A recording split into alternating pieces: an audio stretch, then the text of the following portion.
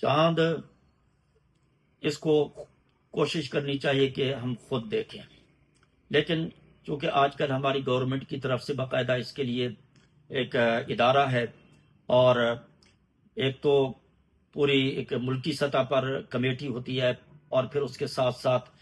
صوبائی سطح پر بھی کمیٹیاں ہوتی ہیں جن کی یہ ذمہ داری ہوتی ہے چاند کا دیکھنا اور اس کی پھر آگے اطلاع دینا۔ صوبائی کمیٹی والے جو ہیں وہ مرکزی کمیٹی کو اطلاع دیتے ہیں، تو اب وہ جو بھی اس کا اعلان کرتے ہیں ہمیں اس کی پابندی کرنی چاہیے۔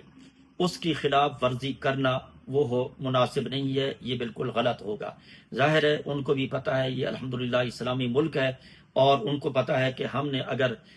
کسی کے روزے کے حوالے سے ہم نے کوئی غلط بات کی تو اس کے ذمہ دار ہم بھی ہوں گے،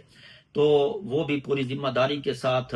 اس کی اطلاعات وغیرہ جو ہیں وہ دیتے ہیں۔ اگر نہیں ہوا تب بھی، اگر ہو گیا تو تب بھی، اور ہر علاقے والوں کے لیے اپنی رؤیت ہے۔ ایسا نہیں کہ سعودیت کے اندر چاند نظر آ گیا تو پھر ہم بھی یہاں پر روزہ رکھ لیں،